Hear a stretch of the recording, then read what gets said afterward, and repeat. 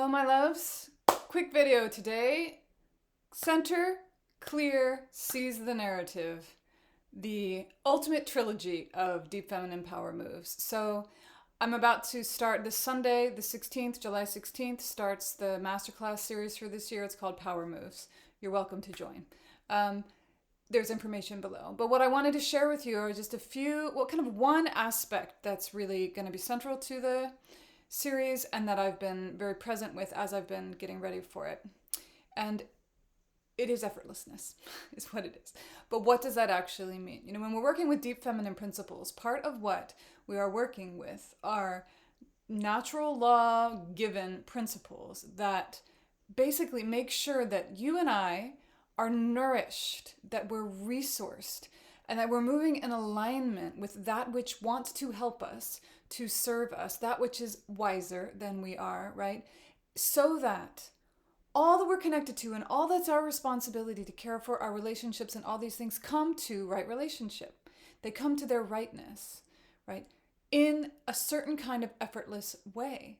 This doesn't mean that we're not engaged, that we're not disciplined, that we're not working, that we're not doing all the things. It just means that we're doing the right kinds of things in the right kinds of ways so that the energy we're applying to our self-cultivation practices, our own self-mastery practices, the energy we're applying to our relationships, to our problems, to our lives, to our world is actually influencing it, right? And in that influencing is not exhausting us, depleting us, confusing us, and making us forget who we are.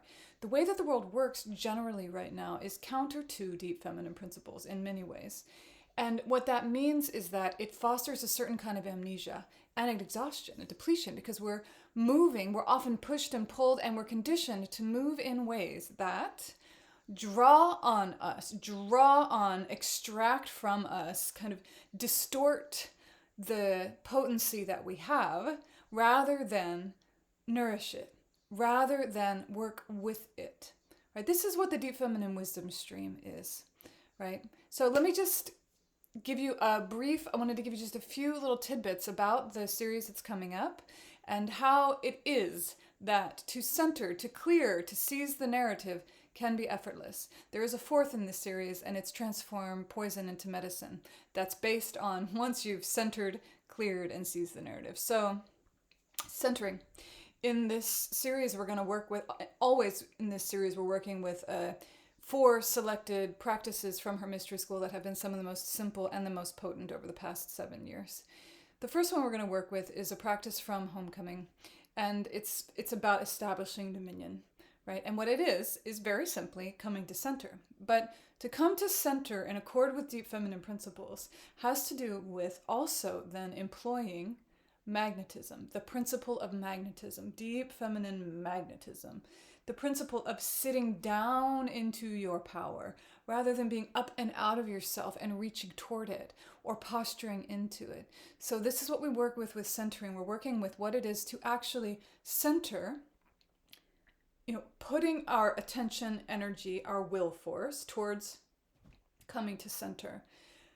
But by the way we do that is we put our will force and our attention on the principles that bring us to center.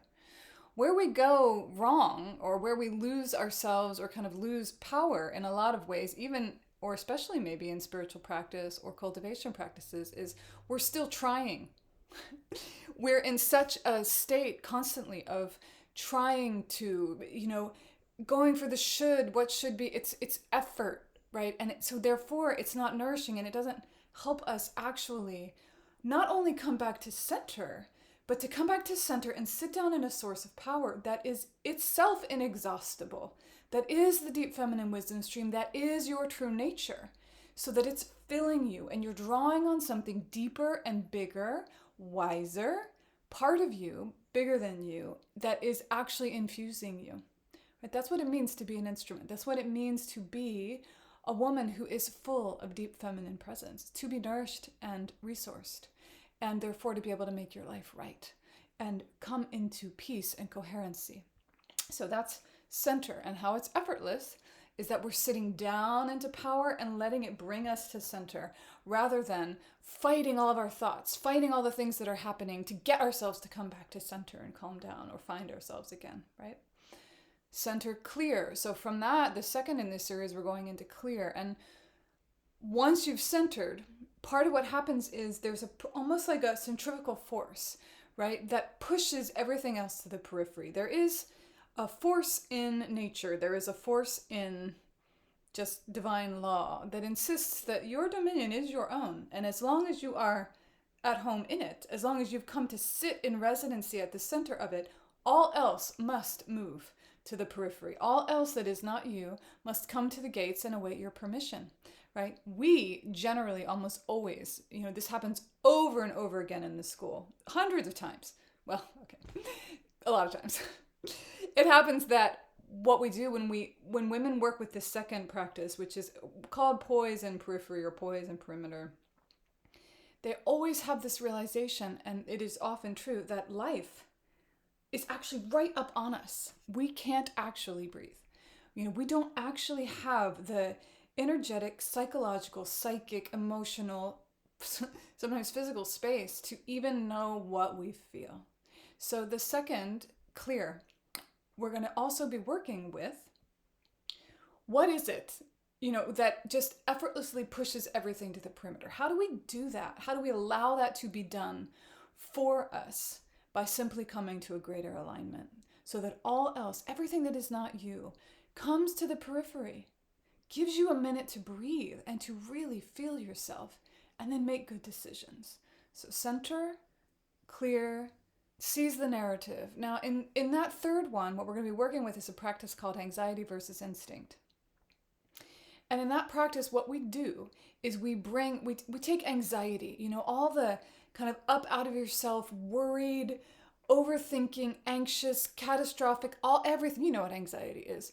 We take that and we return it to its root in the instinct that started it in the first place. Always, always, anxiety has at its root an initial communication from instinct. That initial communication is sober, it's calm, it's alert, and that is the thing that will get you through whatever's in front of you in a safe way, right? But it kind of immediately gets blown up into anxiety in us. So that's what we're going to work with, so that we can seize the narrative, so that the stories that's running through your head, and the story of your past, and the stories that are all around you, and the stories that people are pulling you into, and all of this, that can stop happening.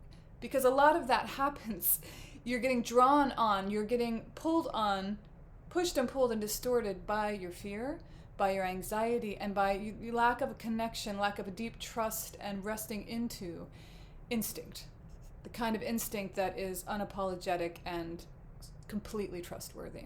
So in our third, that's what we're going to work with, is seizing the narrative by actually coming into full ownership of the instinct that is telling you something's wrong, something needs to happen. Simple, direct, sober guidance for you.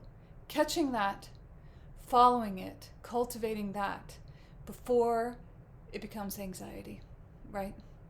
We're seizing the narrative. So, center, clear, seize the narrative. This is a triad of deep feminine power moves. It's where the series is going to start. I would love to have you with me. Blessed be.